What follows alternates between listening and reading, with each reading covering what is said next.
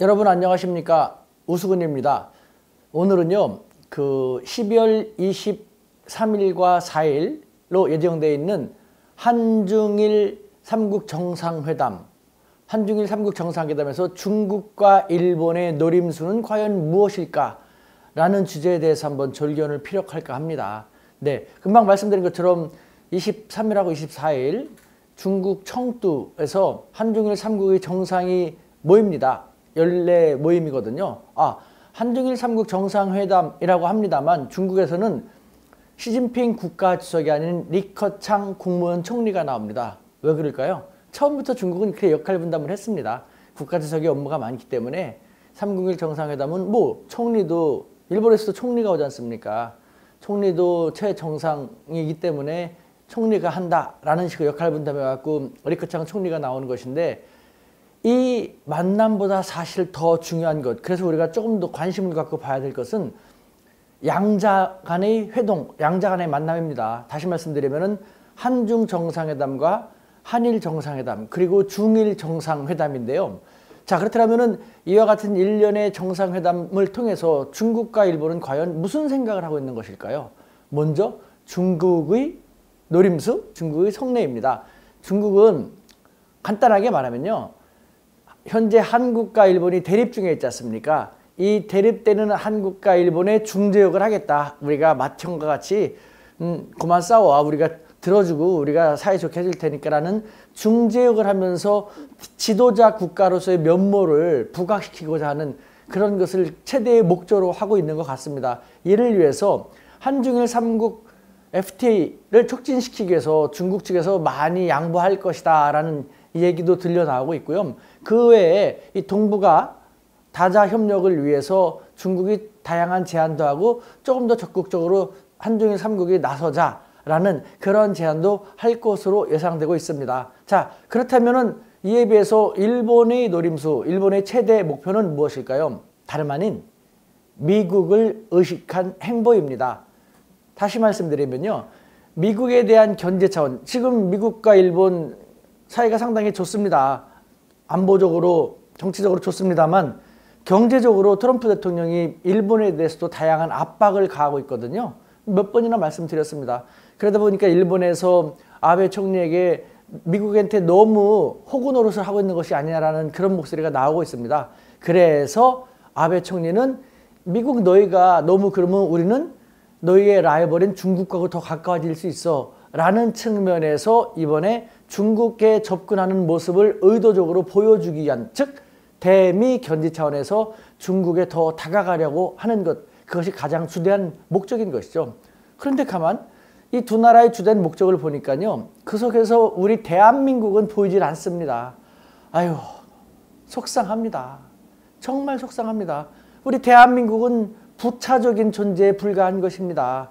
하지만요, 제가 외국 생활을 쭉 하면서 계속해서 외국을 왔다 갔다 하면서 바라보면요, 우리는 멋있는 중전 강국임에 틀림이 없습니다. 그것은 우리는 잘 몰라도요, 외부에서는 그것을 많이 인정을 하거든요. 그런데도 불구하고 한중일 정상회담에서 우리는 우리에 걸맞지 않는 그 대우, 존재감이 그렇게 부각되지 않는다. 왜 그럴까요? 제가 볼 때는요, 우리 스스로 그렇게 자초했습니다.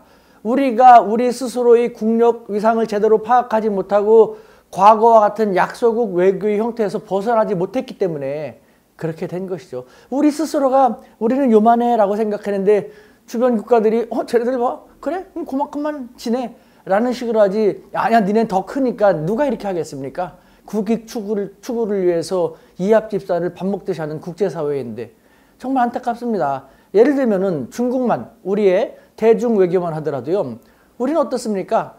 중국 공산당은 안 돼, 사회주의는 안 돼, 뭐는 안 돼, 6.25 때 싸웠지, 지금 사드 제재도 지치하고 있지, 철회해야 돼, 뭐 해야 돼, 사과해야 돼, 이런 식으로 온통 과거에 파묻혀갖고 지금 현재 중국이 어떤 중국이고 우리를 어떻게 생각하고 그 중국에 대해서 우리는 장점, 단점, 모든 점을 속속들이 파악한다면 어떻게 활용하면 좋을지 현재와 미래에 대한 생각은 별로 없지 않습니까? 우리가 정신 못 차리고 우리 스스로의 위상을 파악하지 못하고 비굴비굴한 약소국 외교에서 머물고 있는 것이거든요. 정말 차제에 우리는 우리의 국격과 국력 위상에 맞는 중견 강국 대한민국의 멋들어진 외교를 해 나갔으면 좋겠습니다. 하지만 이와 같은 총체적인 모습을 제대로 파악하고 있는 정부 유관기구에서 근무하시는 분들 중에 제대로 파악하고 계시는 분들이 제가 잘 안 보입니다. 너무 우리는 다자관계를 생각해야 되는데 미국 양자관계, 중국, 일본 이런 식으로 양자관계를 위주로만 많이 바라보고 있기 때문에요. 아니면 아직도 여러분들이 잘 아시다시피 너무 미국 위주로만 외교를 전개하다 보니까 중국에서도 그런 말이 나오지 않습니까? 한국이 정말 한중관계 관계 개선을 원한다면서 한국은 오로지 미국만 바라보고 있고 우리 중국에 대해서는 조금도 바라봐 주지도 않고 생각도 안 하지 않냐. 바라보기만 하면은 사드 제대로 처리해 뭐해 이런 식으로 윽박만 지르지 않냐. 이런 상태에서 시진핑 주석이 몇 년 만에 한국에 가가지고 환영받지 않는 분위기 속에서 과연 무슨 성과를 만들 수 있겠는가? 라는 중국의 항변도 한번 들어줄 필요가 있지 않을까 하는 생각이 듭니다. 이와 같은 상태로면요. 우리의 외교 참사, 일각에서 외교 참사가 우려된다고 하는데 그 외교 참사는 점점 제가 볼 때는 현실화되어져 가고 있습니다. 우리의 외교 참사라고 불려지는 것 중에 하나는요. 내년에 시진핑 주석이 그렇게 사이가 안 좋았던 일본을 먼저 방일한다는 것. 우리 대한민국을 먼저 방한하는 것보다는 우리하고는 관계 회복하려고 계속 했는데 올해 2019년만 하더라도 제가 알기에 제가 중국 국내 기류를 볼 때 3번이나 방한을 하려고 했었는데 안 됐거든요. 그래서 아까 말씀드렸던 그 해당 국가기관의 사람들은 스트레스를 많이 받고 있다고 했지 않습니까? 그런데 이 중국이 한국하고는 도대체가 안 통하는구나 해가지고 이제는 일본에 먼저 방위를 하려고 하고 있고 내년 4월경으로 예정되어 있습니다만 특별한 일이 없는 한 그것이 성사가 된다면은 그야말로 외교 참사죠. 정말 우리 대한민국 현대사 중에서요. 특별한 일이 없는 한 집권한 지 2년 반이 지났습니다. 그런데도 불구하고 4대 강국 수장 중에서 지금 현재까지 미국 대통령만 방한을 했었고 나머지는 방한을 한 번도 안 했지 않습니까? 일본도, 중국도, 러시아도. 우리는 갔었는데요. 외교 참사입니다.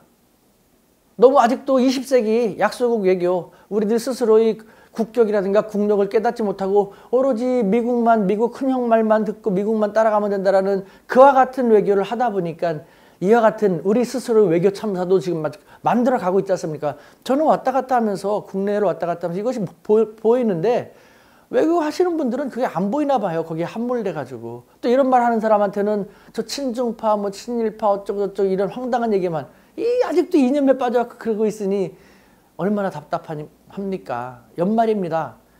이와 같은 제 말도 좀 정말 귀담고 참고를 해 주셔가지고 2020년에는요.